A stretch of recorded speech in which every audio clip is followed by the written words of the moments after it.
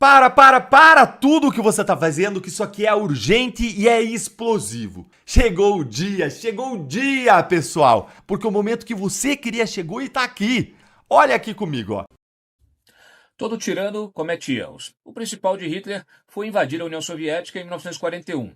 Quanto mais tirano, mais erros. Isso ocorre porque o poder inebria e cega, distorce a realidade e alimenta a soberba. E a soberba precede a queda.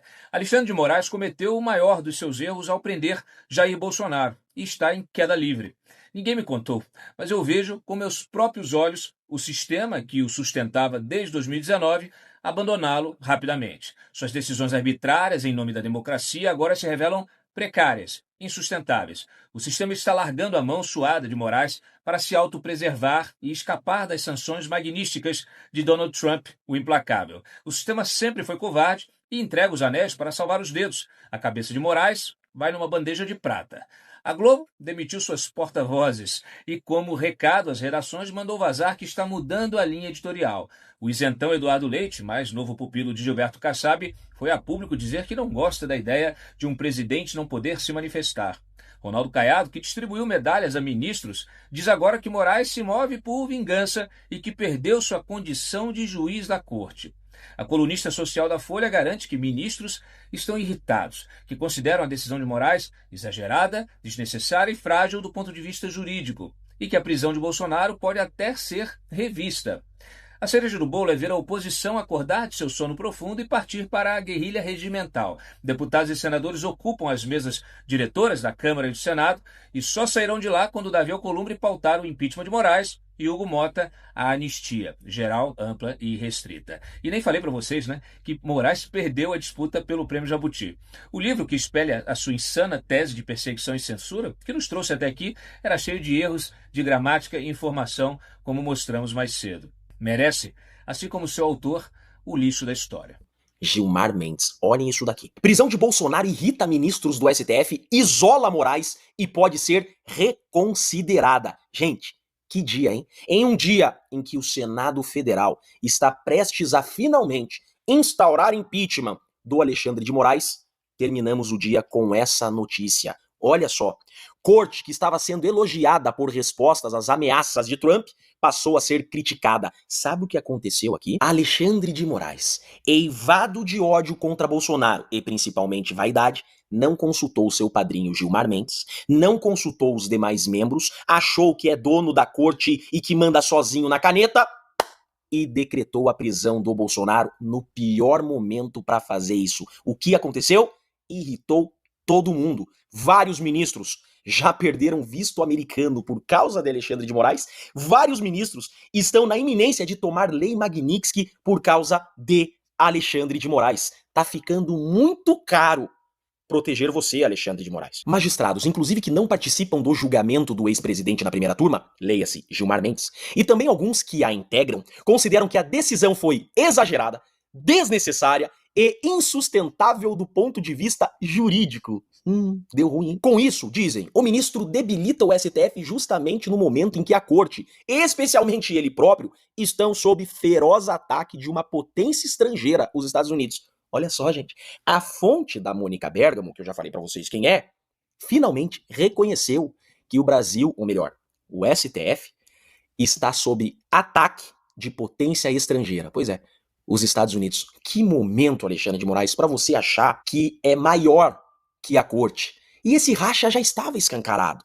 Jantar dado pelo Lula, que vários ministros faltaram. Carta de apoio a Moraes, que vários ministros não assinaram. Fux foi contra a decisão do Moraes de colocar a tornozeleira eletrônica no Bolsonaro. E agora, na iminência de lei Magnitsky, Alexandre de Moraes traciona ainda mais essa corda, sobe o tom, truca, triplica a aposta e enfrenta ninguém mais, ninguém menos que Donald Trump. Do ponto de vista técnico, magistrados ouvidos pela coluna consideram que não faz sentido Moraes afirmar, em decisão anterior, que Bolsonaro estava liberado para proferir discursos em eventos públicos ou privados, e na sequência mandar prender o ex-presidente porque ele falou a manifestantes em Copacabana no domingo. Exatamente esse é o ponto. Quanta incongruência, mas essa decisão veio por quê? Porque invada de ódio. É isso que dá. Deixar um magistrado que tem o réu como inimigo capital conduzir o processo. Essa decisão do Alexandre de Moraes, que veio menos de 24 horas após a manifestação, teve 3 finalidades. Primeiro, se vingar dos manifestantes. O Brasil inteiro pediu seu impeachment. Vou atacar o líder de vocês. Segundo, cortina de fumaça. Às 16 horas, vazam mensagens de dentro do gabinete do ódio do ministro, mensagens comprometedoras. 2 horas depois, às 18 horas, ele manda prender Bolsonaro. Uma cortina de fumaça para tentar abafar esse caso. Terceiro, se vinga do Bolsonaro. Por causa do Bolsonaro ele já perdeu o visto, por causa do Bolsonaro ele já tomou Magnitsky, por causa do Bolsonaro ele está ficando sozinho dentro da corte. Como vazou na imprensa? O Bolsonaro desgraçou minha vida. Lembram dessa matéria? Só que o tiro saiu pela culatra. Agora esse racha está escancarado e parece que o ministro está realmente isolado, porque se a Mônica Bergamo soltou essa matéria foi encomendada, foi um recado, inclusive, para o Senado, para os Estados Unidos e para o Alexandre de Moraes. E para fechar com chave de ouro essa notícia encomendada, do ponto de vista político, olha só, STF dando ponto de vista político, beleza, segue.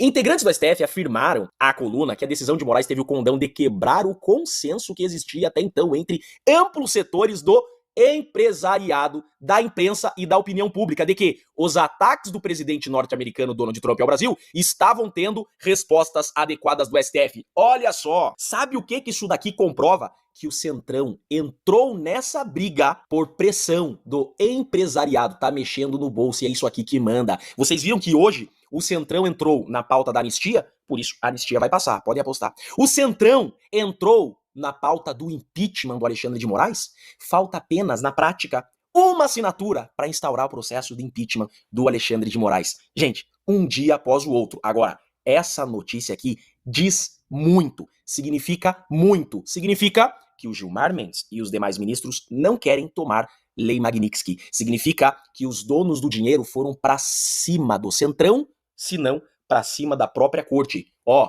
puxem a rédea desse daí, porque começou atingindo o nosso bolso e agora não. Não dá pro Alexandre de Moraes querer governar o Brasil. Tá levando o Brasil pro buraco. Gente, essa ofensiva do Alexandre de Moraes está com os dias contados. Vocês podem ter certeza disso. Essa matéria é o reflexo disso. Olha aqui, exatamente o que eu falei. Editoriais de jornais, analistas e empresários passaram a criticar duramente a decisão de Moraes. Gente, Alexandre de Moraes está isolado, assim como diz a matéria. Não duvidem que teremos anistia aprovada ainda esse ano. Não duvidem que nos próximos dias teremos processo de impeachment. O senhor vislumbra a mudança na composição do Supremo Tribunal Federal para alterar o curso do julgamento de Bolsonaro? Algum ministro que já se mostrou a favor de uma condenação recuou diante da ofensiva dos Estados Unidos? Olha, nós vimos aí o ministro Fux sendo contra a imposição de tornozeleira no presidente Jair Bolsonaro, né? Ele já vinha dando algumas sinalizações de que não estava confortável com esse processo todo. Ele participou da oitiva de diversas testemunhas presencialmente, mostrando seu interesse nessa situação. Agora, com certeza, pelos bastidores, a gente sabe que tem vários outros ministros que não estão confortáveis com essas medidas do Alexandre de Moraes. Se estivessem confortáveis, teriam assinado uma declaração em apoio ao Moraes por ocasião do recebimento da Lei Magnitsky, das sanções OFAC que ele recebeu. E o Moraes não conseguiu fazer, nem sequer a maioria dos membros do STF, uma carta a favor dele, restando ao presidente da corte, né, ministro Barroso, a fazer uma declaração em tom cabisbaixo, apenas para registrar um suposto, né, posicionamento da corte. E depois, numa nova investida, convocou o presidente Lula para fazer um jantar, em que não foi nem a maioria dos ministros. E o Fachin só foi de última hora dizendo: olha, não estou indo em apoio ao Alexandre de Moraes, eu estou indo a esse jantar porque eu sou o próximo presidente da corte. Então, cada vez mais o Moraes está sendo isolado. Tem uma matéria muito boa do Poder 360 dando conta disso daí também. Tem uma visão de parte dos aliados de Bolsonaro de que o ministro Gilmar Mendes, por ser o decano da corte, o ministro mais antigo, ele seria uma espécie ali de voto de Minerva, um fator determinante na composição do Supremo. O senhor já procurou se reunir com o ministro Gilmar Mendes? Porque até onde eu sei das minhas apurações, o ministro Gilmar tem se mostrado totalmente favorável à atuação do ministro Alexandre de Moraes. E Gilmar Mendes é sim, né, um ministro, por ser o mais antigo, o decano, que exerce influência sobre os seus pares. O senhor já buscou alguma interlocução com Gilmar Mendes? Capelli, até por questões éticas, não é bom a gente colocar tudo a público. O que eu posso garantir para você é que os bastidores estão aí pegando fogo, né? Muita gente se falando, muitos interlocutores, muito brainstorm, né? Debates de ideias, e talvez daí possa nascer até uma solução. Agora, o que é claro é que nesse ambiente já temos uma Suprema Corte que nem sempre segue a lei, né? Eu estou sendo até eufemista aqui para falar. Então, cada vez mais a gente vê ministros como Alexandre de Moraes pisando na arena política. E, obviamente, quando eles fizerem isso, eles vão tomar cada vez mais críticas, tal qual tomam, né, senadores e deputados federais. O próprio deputy, né, o diretor, o 02 do secretário Marco Rubio, o senhor Christopher Landau, ele tuitou dizendo isso. Né, que é uma loucura o Alexandre de Moraes imaginar que ele, enquanto servidor público, ele não vai ser criticado e deseja utilizar a sua caneta para silenciar as vozes opositoras. Então é isso tudo daí que está acontecendo e vamos ver se das tratativas e das conversas podem sair boas soluções. Da nossa entrevista, da nossa conversa, eu queria levantar antes um discurso do senador Hamilton Mourão, né, que foi vice-presidente no governo Bolsonaro, dizendo que o presidente dos Estados Unidos, Donald Trump, não deve meter o bedelho no Brasil. Como o senhor vê a declaração de Hamilton Mourão? Capelli, eu não vou perder tempo, né, da nossa preciosa entrevista comentando o que o Mourão fez. Né? Eu deixo o público, né, do Rio Grande do Sul, principalmente os eleitores dele, falarem por mim. Bom, então já que o senhor concedeu mais minutos aí para a nossa entrevista, eu queria falar sobre 2026, a articulação ao Senado. Antes de o seu pai receber aquela restrição de se comunicar com a imprensa, de conceder, né, entrevistas que vão para as redes sociais para tratar de inquérito e tudo mais, ele disse, numa apuração que eu fiz junto a ele, que já tinha se reunido com o Gilberto Kassab, do PSD, com Antônio Rueda, do União Brasil, e com Ciro Nogueira, do Republicanos, do Progressistas, PP, para fazer uma base forte para disputar o Senado em 2026. Segundo a previsão de Jair Bolsonaro, seriam cerca de 43 senadores eleitos pela direita com esses partidos de apoio.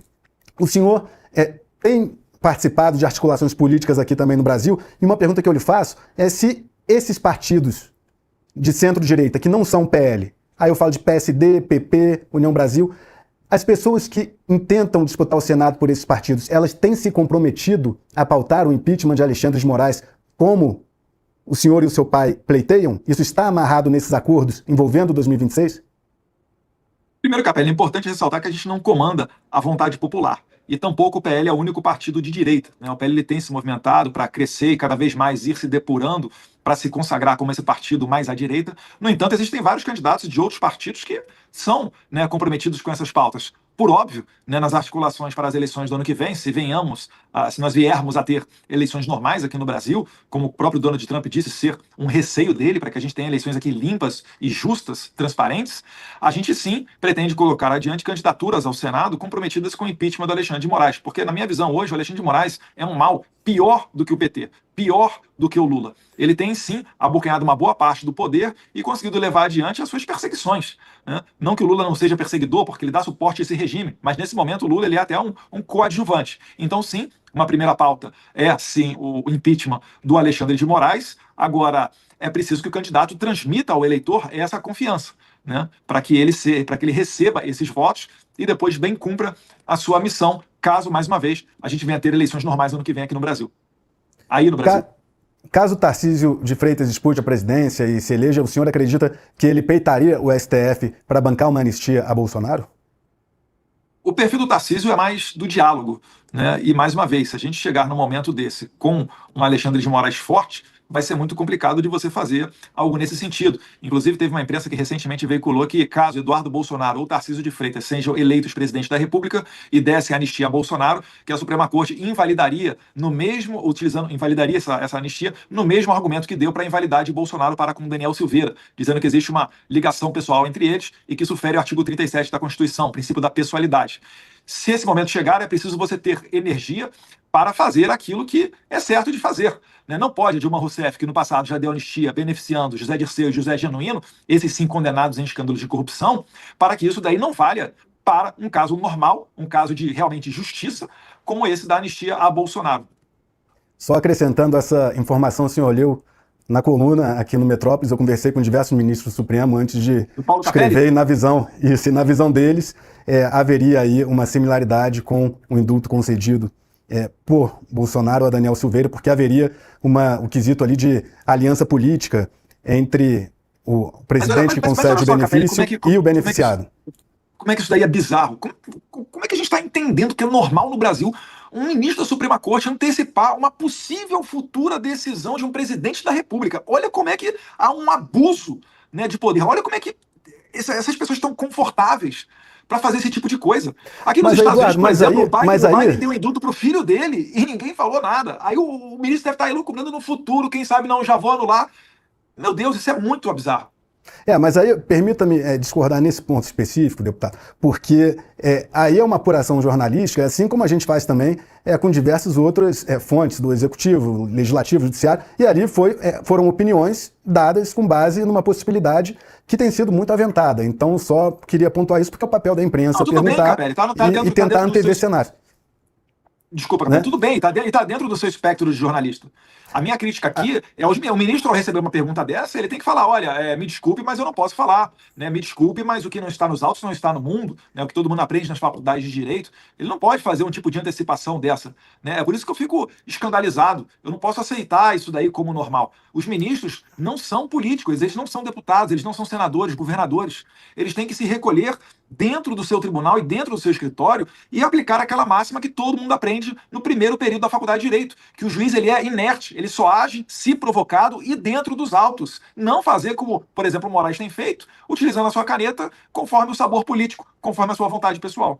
Agora, falando em cenário, um ponto muito importante para a gente conversar aqui tanto o senhor, numa entrevista que me concedeu na coluna, o senhor levantou 3 pontos para pacificar o Brasil, digamos assim, que seria a anistia a réus condenados por golpe de Estado, o impeachment do ministro Alexandre de Moraes e também a possibilidade de Jair Bolsonaro disputar a presidência em 2026. Foram esses 3 pontos colocados pelo senhor. Limpas, mas isso aí.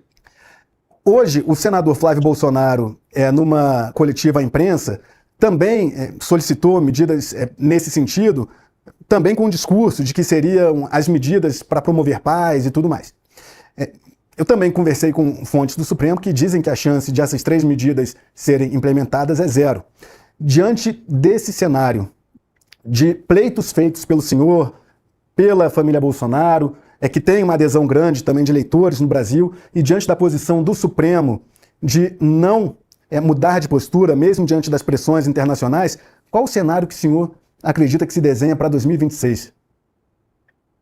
Não cabe ao Supremo um papel político, né? O Supremo tem que respeitar o Congresso Nacional. Ao tomar esse tipo de atitude e antecipar um juízo de valor, dizendo que poderia até decretar a inconstitucionalidade dessas medidas aprovadas pelo Congresso, o Supremo Tribunal Federal está forçando o Brasil a um momento de ruptura. Ou o Congresso vai ter que fazer valer as suas leis, ou vai respeitar caninamente tudo aquilo que vier do Supremo Tribunal Federal, ainda que ilegal. Então a gente está chegando muito próximo deste momento, né? O que eu estou querendo evitar é que a gente chegue a um momento de ruptura, porque ele é traumático, e certamente também esse é o espírito do senador Flávio Bolsonaro e de todos os parlamentares que estiveram nessa coletiva de imprensa hoje pela manhã. O próprio senador disse, esse daqui é o pacote da paz, né? Colocando adiante a anistia, tirando da competência do Supremo Tribunal Federal a competência originária para julgar deputados e senadores, porque a gente já viu que o Alexandre de Moraes faz disso moeda de troca, utiliza esse instrumento para deixar os parlamentares reféns. Veja aí o caso notório do pai do Hugo Mota, né, que recebeu a visita da Polícia Federal a mando do Alexandre de Moraes, e depois, sem escrúpulos nenhum, Moraes convida o presidente da Câmara para jantar na casa dele. E, para surpresa de 0 pessoas, depois desse jantar, o Hugo Mota começa a fazer declarações contra a anistia. Então, quando o senador Flávio Bolsonaro, do lado do senador Marinho, vários outros deputados federais, propõe esse pacote de medidas, é quase que como uma última tentativa para que a gente não chegue nesse momento de ruptura. E no momento de ruptura, não se enganem, o Brasil receberá o tratamento da Venezuela. Teremos eleições muito provavelmente não reconhecidas pela maior democracia do mundo. E aquilo que os Estados Unidos faz é normalmente acompanhado pelos outros países do mundo livre, notoriamente do Ocidente. Eu não quero que esse momento chegue e a gente vire uma nova Venezuela. Sem Bolsonaro, quem será o candidato da direita, na sua opinião? Sem Bolsonaro não haverá eleição ano que vem. Pode esquecer. Por quê? O que acontecerá? Por quê? Por que ele não seria candidato? Porque está preso? Ele foi condenado pelo Tribunal Superior Eleitoral em 2 processos. A questão do bicentenário da independência e a reunião com embaixadores. Foram essas condenações no TSE que o tornaram inelegível. Então, um presidente que fez, né, foi considerado abuso de poder político numa exposição que ele fez para 40 embaixadores que sequer votam no país e ainda convidou então o ministro do TSE, Edson Fachin, para participar dessa reunião, transformar em crime criticar o processo eleitoral brasileiro, isso já é uma ditadura. Né? Não há perspectiva de você ter eleições limpas e transparentes e justas num país onde isso daí aconteça. Um discurso que ele deu no caminhão de som, pago pela iniciativa privada, isso foi considerado abuso de poder político? Pelo amor de Deus, um país que está disposto a aceitar esse tipo de conduta vindo da Suprema Corte, não tem outro caminho que senão realmente, né, se acostumar a ser uma Venezuela. O senhor vê um clima bélico para os próximos meses ou para o ano que vem? O senhor fala em Venezuela, o senhor vislumbra um cenário de atritos, até mesmo físicos entre pessoas, que a polarização ganhe também outros contornos? Não necessariamente de atritos físicos, né, mas eu vejo um aumento de temperatura. Né? Eu não consigo entender que as pessoas possam achar normal toda essa situação. E é claro, cada vez mais ocorrerá indignação, as pessoas vão para a rua, e o Alexandre de Moraes, de pouco em pouco, igual se corta um salame, né? Já dizia Hayek que a liberdade você vai perdendo como se corta um salame, né? De pedaço em pedaço. Pouco em pouco, o Alexandre de Moraes vai fazendo a consolidação desse regime. E aí a gente passaria a ser um país muito mais semelhante do que a Venezuela. É isso que eu tô falando aqui. Não estou defendendo nesse momento qualquer tipo de ação bélica, tá? Mas pressionar para que Alexandre de Moraes não siga mais dentro da Suprema Corte brasileira, porque ali não é local de um violador de direitos humanos. Deputado, muito obrigado pela sua participação. Aproveito, e assim como em outras entrevistas que faço, abro um espaço para considerações finais, caso o senhor assim queira. Muito obrigado e o convite está aberto aqui para retornar também à participação no Metrópolis. Obrigado pelo espaço, KPL, obrigado aí ao Metrópolis, tá? Pela coragem de abrir os microfones para mim. Eu acredito no meu país, eu acho que dá para resgatar o Brasil ainda. Eu peço o apoio de todos vocês brasileiros, tá? Para que nós façamos aquilo que Jair Bolsonaro não pode fazer mais, que é levar a sua voz ao maior número de pessoas possível. Se não fosse importante, Moraes não estaria censurando as tias do Zap e jogando na cadeia, há dezenas de anos de cadeia, pessoas simples e comuns que participaram daquele ato em 8 de janeiro, dentre outras. Né? Então a nossa luta seguirá sendo por liberdade e eu tenho muita fé em Deus que a gente vai atravessar esse momento e vai sair mais forte do outro lado. O Brasil não merece e não será terra desse regime nefasto. Muito obrigado. E só uma última aqui para pontuar bem, o senhor é contra sanções como mais tarifaço para o Brasil e é contra sanções a outras autoridades, além de Alexandre de Moraes. Neste momento, nas conversas que o senhor tem contra a Casa Branca, o senhor se colocou dessa forma. Procede, é isso? Sim, eu acho que não é o momento de você dobrar as tarifas, eu acho que não é o momento de ir por esse caminho, mas, mais uma vez, né, quem pode tomar essas decisões é o presidente dos Estados Unidos, uma pessoa que está acostumada com as mesas de negociação. Eu acredito que seria apropriado sanções ou FEC contra a esposa do Moraes, porque ela sustenta, né, essa parte financeira ali da família Moraes. Nota oficial.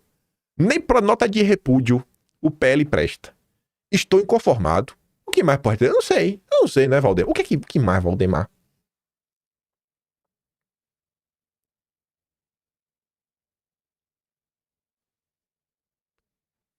Pois é, né? O que mais pode dizer? Eu não sei. Bom, pelo menos isso aqui, né? Não nada que dê um tipo de alegria, mas só o que eu falo pra vocês constantemente. Isso é Valdemar, isso é Duda Lima. Isso é Valdemar, isso é Duda Lima. Valdemar jamais faria isso sem a anuência do Duda Lima, que é o marqueteiro do partido. É pra você ver. Isso é Valdemar, isso é Duda Lima. Isso é o que esses dois estão aprontando. Aí foi tão bosta essa fala do Valdemar que ele começou a ser criticado, né? Aí começaram a sair matérias. Primeiro essa aqui, ó. 3 da manhã de hoje. Posicionamento tímido de Valdemar após a explosão de Bolsonaro alimenta incômodo antigo no PL. Pois é, né? Antigo, que tá ruim, viu? Nossa senhora. Nos bastidores, o tom de frustração. Parlamentares e dirigentes do partido falam em abandono e cobram uma postura mais firme. A nota protocolar foi considerada insuficiente. Parte da bancada esperava uma coletiva ou ao menos um pronunciamento mais incisivo. A avaliação entre aliados é que Valdemar tem evitado se expor ao desgaste. Duda Lima colocou a coleirinha nele. Após críticas de aliados, Valdemar faz nova nota em que chama a prisão de Bolsonaro de exagero. Pronto. Agora é um exagero. É porque passou um pouquinho do ponto, né? Tava bom só com a tornozeleira, né, Valdemar? Aí, pra minha surpresa, isso aqui é surpresa mesmo, foi positiva. Parece, né? Que seja aqui o exemplo do filho pródigo, né? Que no último momento vai lá e desperta pra vida.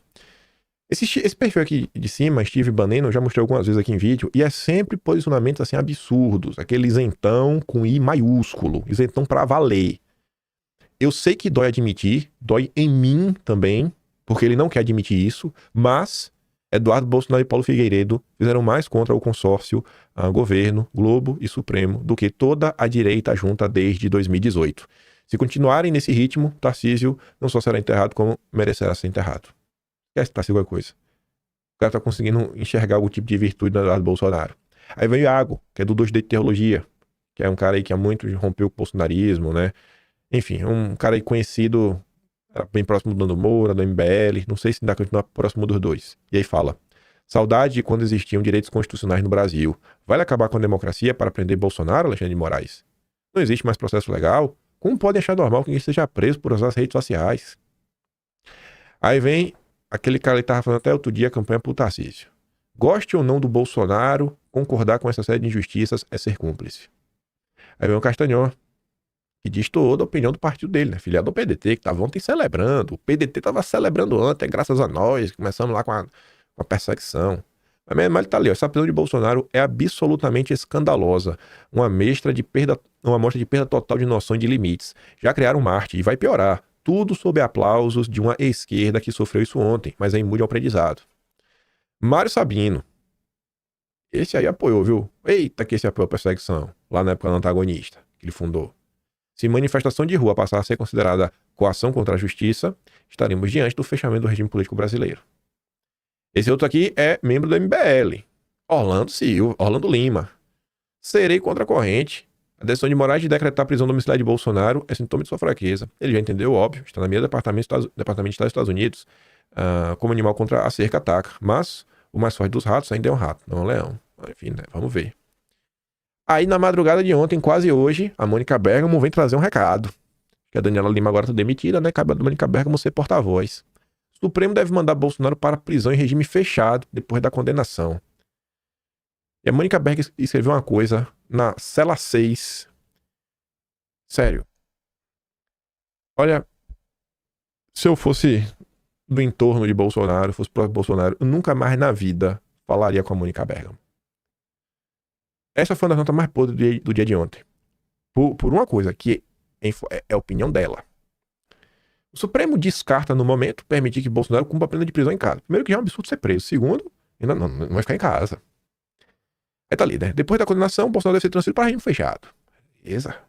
A possibilidade de prisão domiciliar após condenação era aventada por magistrado da corte como forma de amenizar os impactos que a prisão pode gerar no país. Depois do tarifato da atuação de Eduardo Bolsonaro, a hipótese passou a ser descartada. Bolsonaro está sendo acusado de 5 crimes, pode ser condenado a no mínimo 12 anos, 6 meses, no máximo 43 anos de prisão. Em qualquer cenário, teria que começar a cumprir a pena em regime fechado. Calma, né? Que não. Na verdade, acho que é no próximo. A prisão em regime aberto é permitida, blá blá blá. Aí vem aqui agora, ó. Desculpa, caneta A3. Caneta A3. Juízes sempre podem, no entanto, conceder o benefício da prisão domiciliar considerando alguns aspectos da vida do condenado. Ser idoso é um deles. Bolsonaro tem 70 anos. Sofreu alguma doença grave é outro. Collor, por exemplo, foi mandado para casa por ter Parkinson e transtorno bipolar. Beleza. Ele tem muito. Já Bolsonaro tem problemas recorrentes por causa da facada que levou em 2018, mas leva a vida normal. Normal. Rapaz, super normal, velho. Todo mundo aí, né, no intervalo de 4, 5 anos, é internado 7 vezes, quase tendo piripaque, com o intestino preso, tendo que fazer, depois de 6, 7 internação, uma 7ª cirurgia. A vida é normal. Normal. Normal demais. Cheio de recomendações na hora de comer, na hora de mastigar, pra não ter um piripaque e bater as botas. Uma vida normal. Eu nunca mais falaria com a Mônica Bergamo se eu fosse Bolsonaro, véio. Sério mesmo. Isso aqui eu guardava. Eu guardava isso aqui no coração pro resto do dia. A concessão da domiciliar por causa de seus problemas de saúde, portanto, depender de boa vontade dos ministros. Não, tá aqui. Fala a verdade. É um aviso. Só faltou falar que o Bolsonaro é meu refém, viu? Aí vamos ver a preocupação da Globo e do PT. Governo Lula teme reflexos negativos da prisão de Bolsonaro nas negociações com Trump. Tava tudo de boa, né? Era festa. Estavam perseguindo, fazendo todas as suas maldades. Agora tem o governo Trump. Agora é um problema. O problema é esse. Para governo Lula, condição para telefonema entre Lula e Trump é tratar apenas de comércio, sem Bolsonaro, óbvio. Brasília guarda sinais de Washington de que a conversa entre os dois deve acontecer, beleza. Aí tu vai ver. O ponto central da matéria. Pessoas que acompanham de perto esse impasse, afirmam que caso haja um movimento de Washington para que Lula e Trump conversem pela primeira vez, será necessário avaliar se Trump está disposto a manter o foco na relação comercial bilateral sem usar a situação de Bolsonaro como instrumento de pressão. Não vou falar. A partir disso, haveria uma preparação prévia nos bastidores sobre os temas a serem abordados, quem faria a ligação e quando ela ocorreria. Aí, né? Vai mandar o Trump ligar quando ela estiver escondido no banheiro. Você não... A avaliação em Brasília é que, se algo der errado na chamada entre Lula e Trump, o prejuízo para o interesse do Brasil pode ser ainda maior. Por isso, o governo prefere evitar riscos e não se sente obrigado a dar uma resposta imediata à opinião pública. A principal preocupação neste momento é com os setores econômicos afetados pelo tarifaço. A principal preocupação é destruir Bolsonaro, mas fazer isso de uma forma que não pese muito eleitoralmente para o Lula. Essa é a preocupação. Mas e aí? Estamos chegando. Eu deixei uma notícia mais positiva por fim. Que notícia positiva? Enfim, a notícia que eu acho que vocês vão falar que é positiva. Mas vamos começar aqui, ó.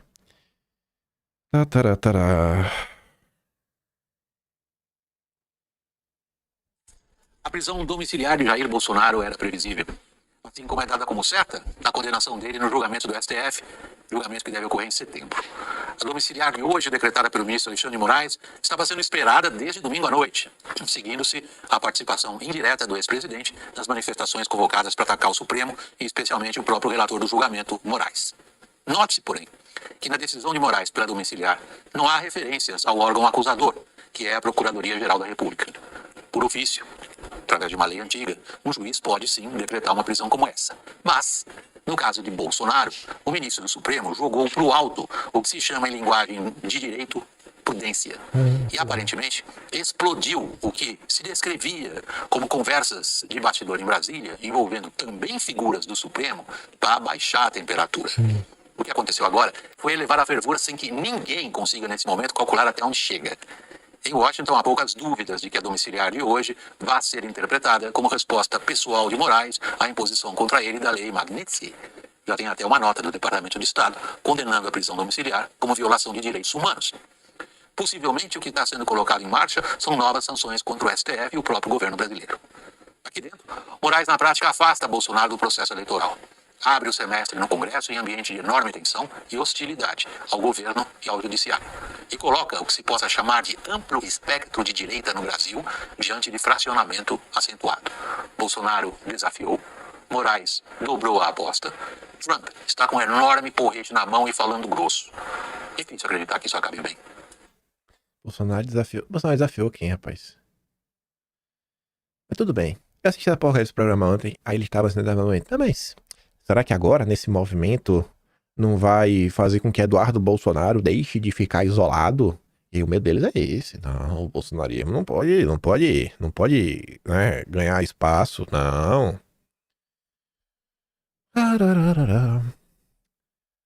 Antes de comentar da nota, a nota tá vindo aí, velho. Caio Blinder. Esse daí odeia Bolsonaro. Votou no Lula. Prisão domiciliar de Bolsonaro não é crise caseira. Vai bater em Washington, vai. Ele falava 6h19 da noite. Foi bem.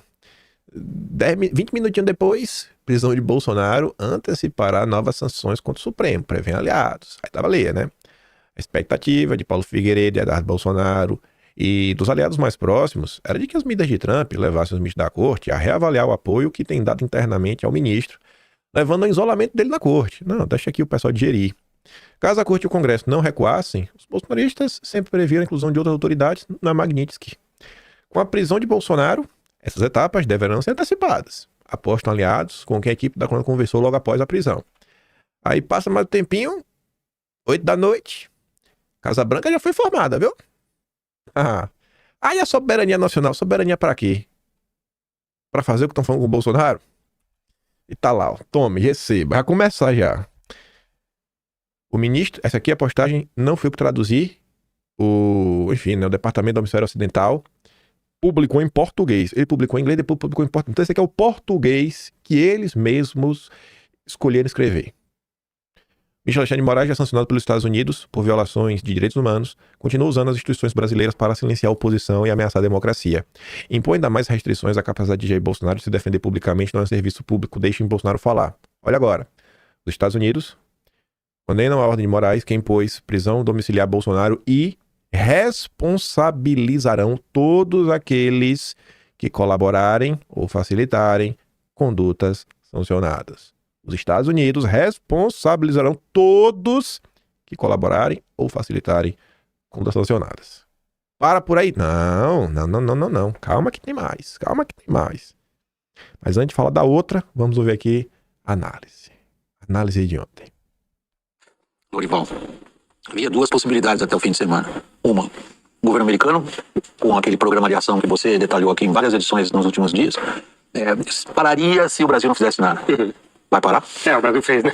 O STF fez, e essa nota que provavelmente foi escrita pelo Michael Kozak, que é o secretário adjunto interino para assuntos do hemisfério ocidental no Departamento de Estado americano, termina dizendo assim, que responsabilizará todos aqueles que ajudarem e acobertarem condutas sancionadas. Dentro daquele plano que eu apurei, todos aqueles que ajudarem se encaixaria nos outros ministros do STF, embora essa tenha sido, obviamente, uma decisão monocrática do Alexandre de Moraes, mas houve outros ministros do STF que, em outros momentos, votaram a favor do processo contra o Jair Bolsonaro e também contra as redes sociais, que é um outro foco bem importante dessa administração Trump. Então, ajudarem pode se referir à ampliação da adoção da Lei Magnitsky, né, das sanções econômicas contra outros ministros. Acobertarem pode se aplicar ao governo Lula, né, como se fosse ali um conluio, né, entre o executivo e o judiciário, como se o judiciário estivesse atuando a serviço dos interesses do executivo, de prevenir uma volta da direita no ano que vem nas eleições. E aí, dentro do plano que eu apurei, estariam então as medidas de retirada dos vícios, seria o primeiro passo, né, retirada dos vícios, isso é no âmbito do Departamento de Estado, de pessoas, autoridades do alto escalão do Palácio Planalto, com exceção do presidente Lula, da primeira-dama Janja e do vice Geraldo Alckmin. Aí, né? Aí receba. Esse daqui é o número 2. Eu marco Rubio. Embaixo dele tem um Landau. Tá ali o texto em inglês. Samuel Puncher traduziu. E eu coloquei essa postagem porque na hora de ir pro Atlas fica mais fácil, né? Que tá aqui, ó. Vice-secretário de Estado. O número 2, né? O braço direito do Marco Rubio. Moraes hoje colocou Bolsonaro em prisão domiciliar e o privou de acesso a um celular. Seu suposto crime? Aparentemente, criticar o ministro Moraes, que o ministro agora convenientemente caracteriza como obstrução de justiça. Os impulsos orwellianos desenfreados do ministro estão arrastando sua corte e seu país para o território desconhecido de uma ditadura judicial. E colocou aqui, ó. Agindo ilicitamente, o réu Bolsonaro dirigiu aos manifestantes reunidos em Copacabana, produzindo dolor, tá lá e deixa o link do Instagram.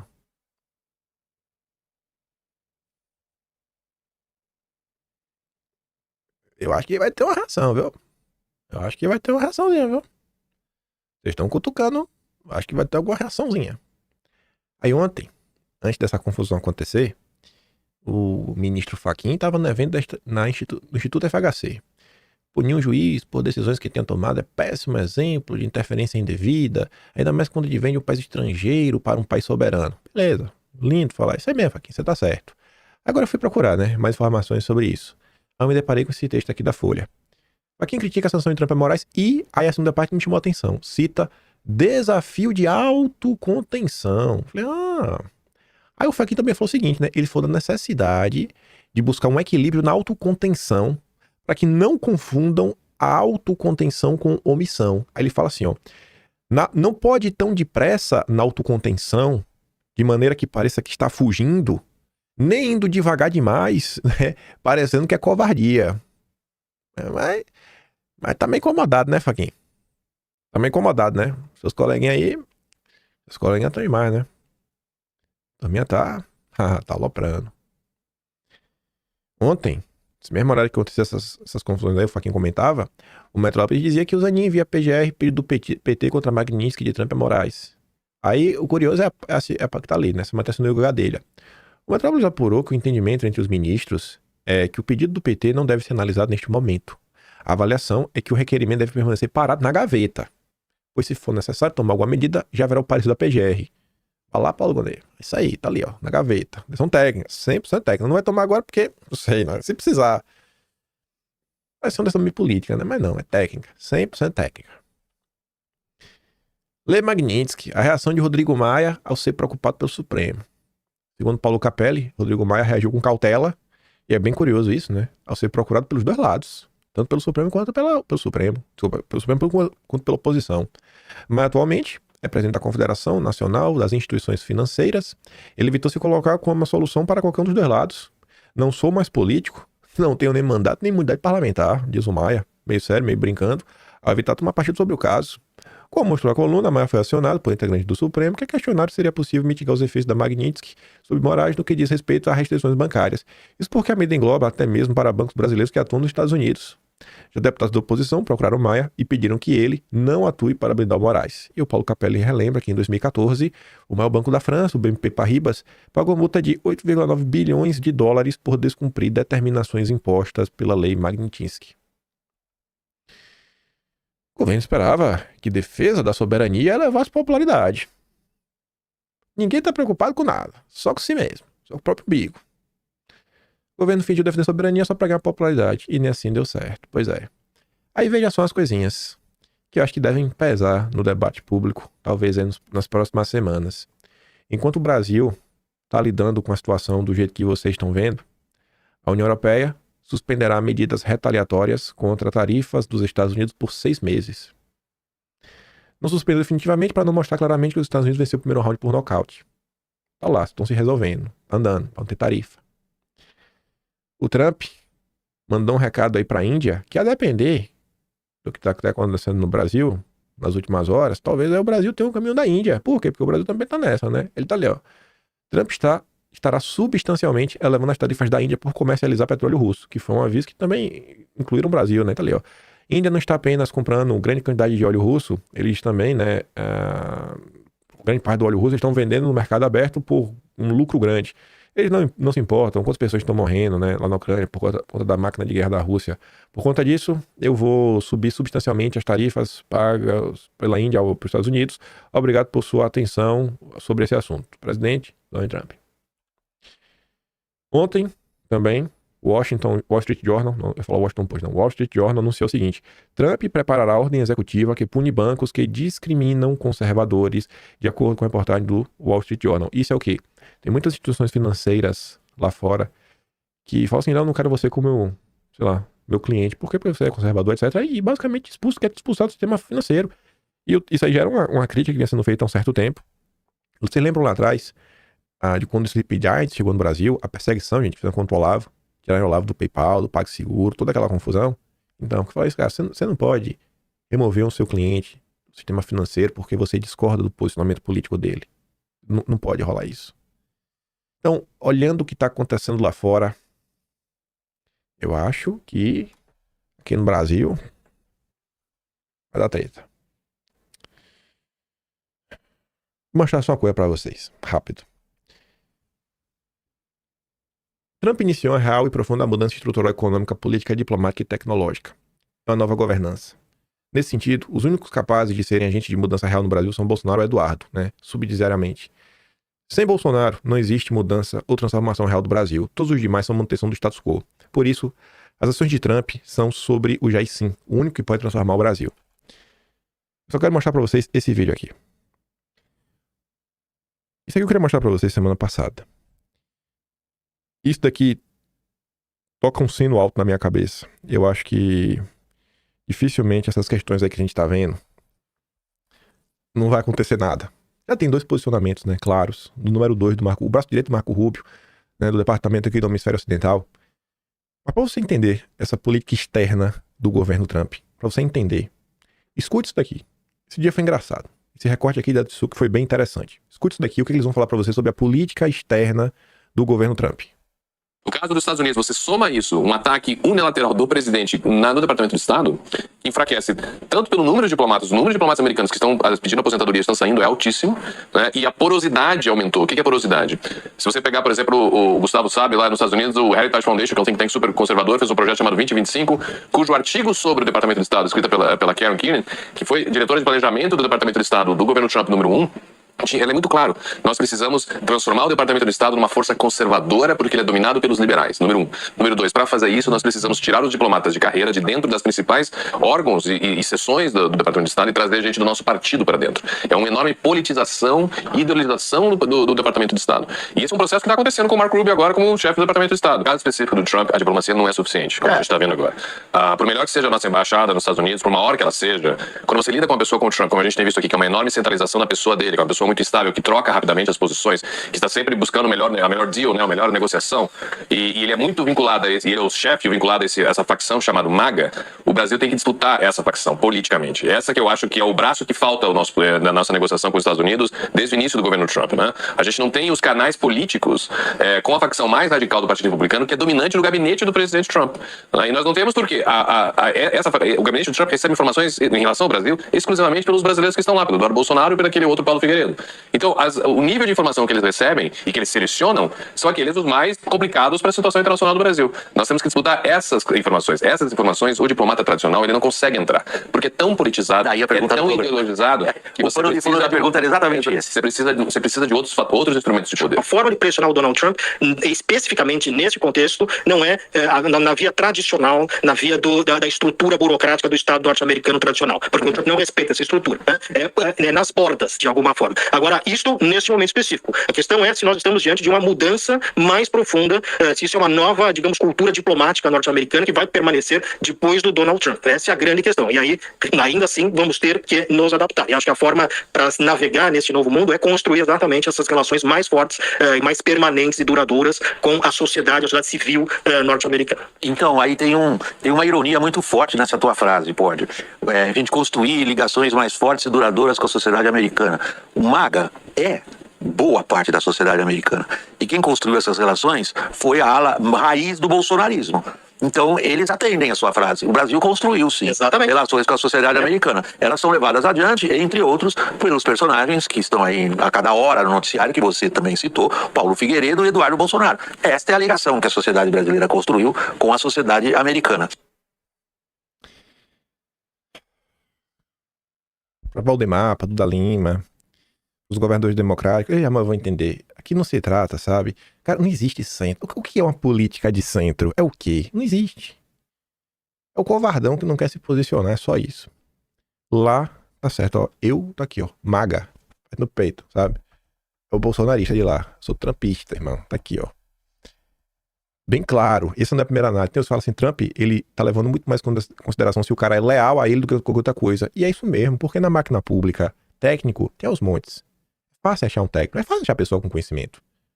Difícil é achar alguém compromissado. Então, assim, eu acho que a gente não chegaria onde a gente chegou. Inclusive, os instrumentos que já foram utilizados, a própria Tarifácio, como foi utilizado, Magnitsky, da forma que foi utilizada. Se a gente não estivesse diante de um governo que a ideologia tem um papel. A ideologia que é tão recriminada pelos governadores democráticos, tem medo, tem nojinho da ala ideológica.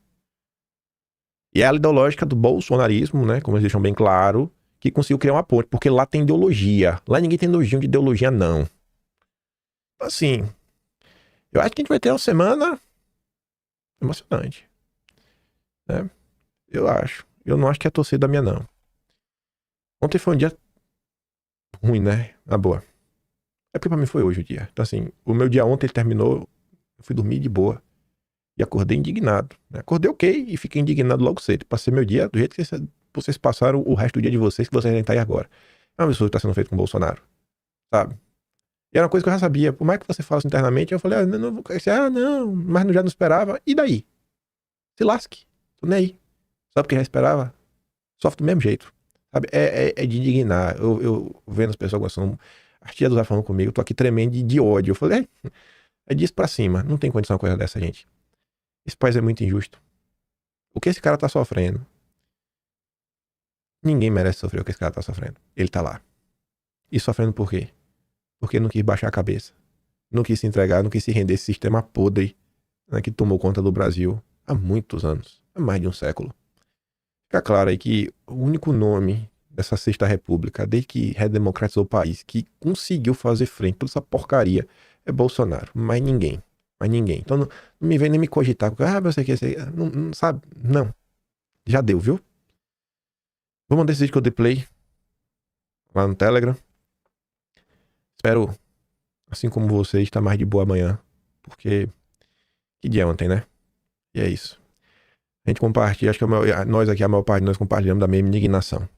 Eu vejo vocês amanhã. Né? Quem vai estar aqui, óbvio, quem vai estar aqui. E é isso. Vejo vocês amanhã. Não tem beijo pra ninguém, não.